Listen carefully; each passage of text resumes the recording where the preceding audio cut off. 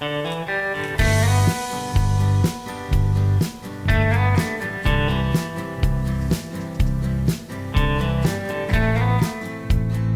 Friends, welcome to Madras சமையல். இன்றைக்கி நம்ம மெட்ராஸ் சமையலில் ஆரோக்கியமான தோசை எப்படி பண்ணுறதுன்னு பார்க்கலாம். இதில் வந்து நம்ம நிறைய வகையான பருப்பு சேர்க்க போகிறோம். அதனால இது வந்து நல்ல ஆரோக்கியமானது. அது மட்டும் இல்லாமல் குழந்தைங்களுக்கு நம்ம கொடுக்குறதுனால பருப்போட எல்லா சத்தும் குழந்தைங்களுக்கும் கிடைக்கும். இது பண்ணுறதுக்கு நான் இன்றைக்கி வந்து எல்லாமே சம அளவு எடுத்திருக்கேன். 1/2 கப் கடலைப்பருப்பு, 1/2 கப் உளுந்து, 1/2 கப் துவரம் பருப்பு, 1/2 கப் அரிசி. இது வந்து நான் இட்லி அரிசி எடுத்திருக்கேன். சாப்பாடு அரிசியை நம்ம எடுத்துக்கலாம். கூடவே 1/2 கப் பாசிப்பருப்பு. பாசிப்பருப்பு வந்து நான் தோலோடு எடுத்திருக்கேன். ஏன்னா தோலில் தான் நிறைய சத்து இருக்கும். அதனால இதை மட்டும் நான் தோலோடு எடுத்திருக்கேன். இப்போ இது எல்லாத்தையும் ஒரு பவுலில் மாற்றிட்டு நல்லா 2-3 வாட்டி அலசிட்டு இதை வந்து நம்ம ஊற வைக்கணும்.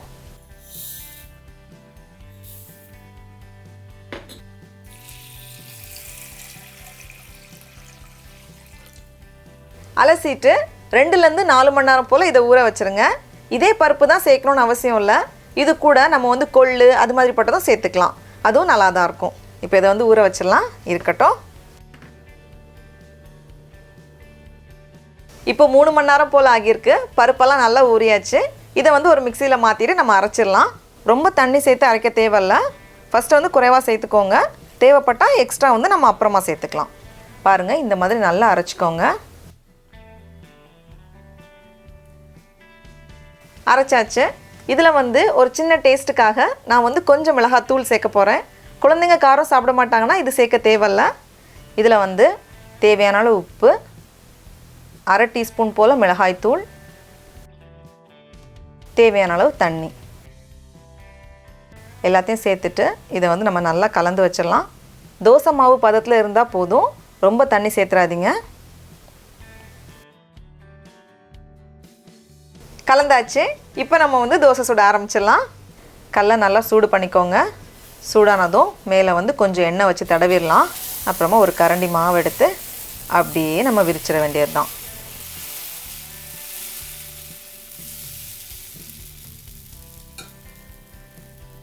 ஹெல்த்தி தோசைங்கிறதுனால இது மேலே எண்ணெய் எதுவும் சேர்க்காமே நம்ம பண்ணலாம். ஆனால் கொஞ்சமாக நெய் சேர்த்தா ரொம்ப நல்லா டேஸ்ட்டாகவும் வாசனையாகவும் இருக்கும். அதனால் நான் வந்து கொஞ்சமாக நெய் சேர்த்துக்க போகிறேன். இந்த பக்கம் நல்லா ரெடி ஆனதும் இதை திருப்பி போட்டுருங்க. மீதி இருக்கிற மாவை நம்ம ஃப்ரிட்ஜில் வச்சுட்டு அடுத்த நாள் கூட பயன்படுத்திக்கலாம். இப்போ தோசை ரெடியாக இருக்கும்.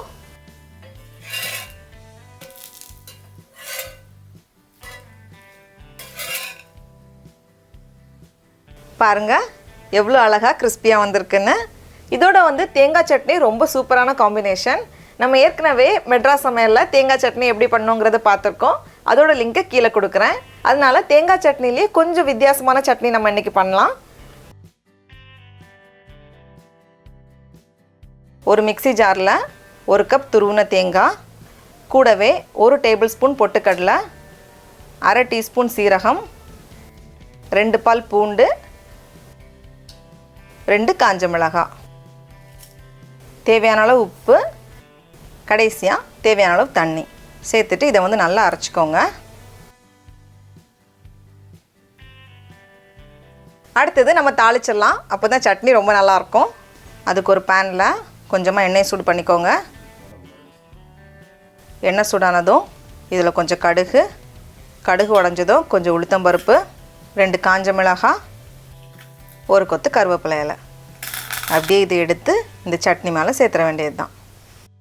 சடா, நம்மளோட ஆரோக்கியமான தோசை சூப்பராக தயாராகிடுச்சு. பாருங்கள் எவ்வளோ நல்லா கிறிஸ்பியாக வந்திருக்கு. இப்போ இதை நம்ம டேஸ்ட் பண்ணி பார்க்கலாம்.